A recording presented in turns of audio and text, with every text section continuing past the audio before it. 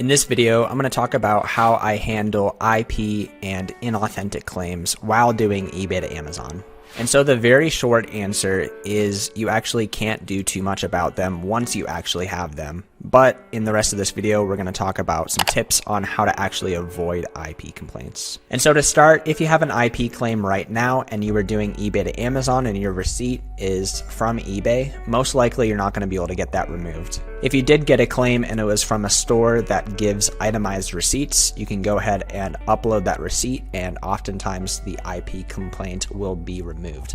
But if you're doing eBay to Amazon, most likely you're not going to be able to remove the claim. And so claims automatically fall off your account every 180 days or every 6 months. And so if you did get a claim from eBay to Amazon, unfortunately, you're just going to have to wait 6 months in order for it to actually fall off your account. And so another really bad part about getting a claim doing eBay to Amazon and not being able to remove the claim is that Amazon will often hold your inventory until you upload an invoice that you are selling the products from a distributor. And so since, like we said, the eBay receipt most likely won't work for removing the claim, unfortunately, you will probably just have to lose the inventory that you got the claim on for that ASIN. Not all of your inventory, but that ASIN. And so I've gotten a couple claims doing eBay to Amazon, and so some of the time they end up holding the inventory and destroying it and I never get it back, and other times they end up sending it back to me after several months. So long story short, there's really not that much we can do once we've actually received the claim. But the rest of the video is the more important part because this contains what we can actually do to avoid these claims. The biggest, most important thing that we can do is to actually avoid high-risk products.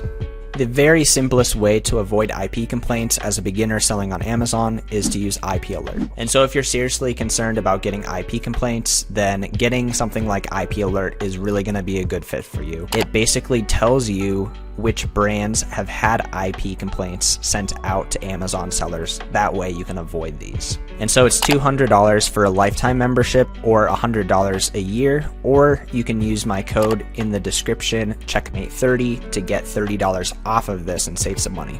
And so if you have this extension downloaded, whenever you go onto an Amazon page where there's a brand that has filed IP complaints, you're going to get this pop-up that you see right here. So I'm going to show you an example of what it looks like when you click onto an item that is actually a high-risk item shown by IP Alert. So let's say we're sourcing and we come across these KitchenAid.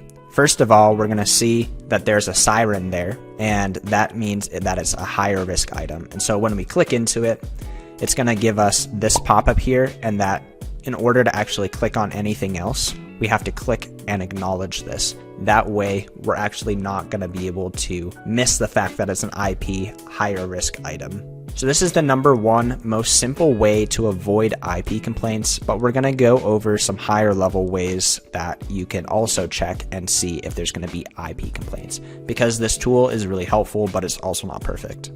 And so the next simplest way to avoid IP complaints is to go to the Keepa graph and look for this pattern right down here in this lower section of the Keepa.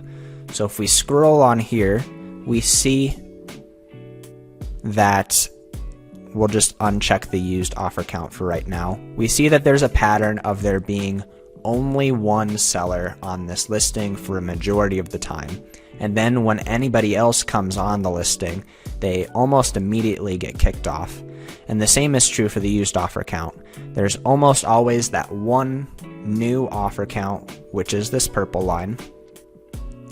And then when anybody else comes on, either new or used, within days, they get kicked off the listing and kicked off the listing and again kicked off the listing. And these are oftentimes people actually getting IP complaints. And so if you see this pattern on an item on Amazon, you should run away. Don't sell that item. Another pattern that you'll often see is extremely consistent buy box pricing, just like this. This one does have some variables. It sometimes goes down, but you can see that just about all the time it stays at this $170. And that's because one person is setting the price and they're leaving it the same, and anybody else who comes on the listing, they're sending IP complaints to. So especially if you see these two signs in conjunction together, that's a very high risk item and you would probably be better off not selling the item. And then the last main way that I use to avoid IP complaints is to go up to the buy box and see if the brand is selling the item. If the brand is actively selling the item, that means that the brand wants to get sales.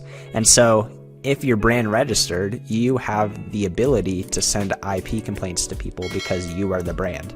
And so if the brand is selling the item, that's a much higher risk of actually getting IP complaints. If you want to be the safest that you can be, don't sell with brands. And then last but not least, a way that you can avoid counterfeit claims is to make sure that you're selling items that don't have an extremely high return rate. If you're selling items that are more likely going to be broken or get there in bad condition, or the customer is going to be angry with it, you're increasing the chances that you're going to get that 1 in 1,000 customer who's going to send you a counterfeit claim. Selling items with a low return rate is really going to help you avoid any of those situations. So in conclusion, if you're doing eBay to Amazon, the best way to handle IP complaints is to not get IP complaints. Unfortunately, there's very little that you can do, and you're going to have to let that sit for 6 months and have it fall off of your account. So the actionable steps that you can do in order to avoid IP complaints is to use IP Alert. That is going to notify you when a brand has sent IP complaints to Amazon sellers. And in conjunction with that, I would avoid items that only have one person selling it. I would avoid items where the brand is selling it, and I would avoid selling items where the return rate is extremely high. So if this video was helpful to you, then feel free to help me out by subscribing and sharing this video with someone who needs it. Hopefully this was helpful, and if you have more questions, feel free to send me a message on Instagram. Hope you have a great rest of the day, and take care.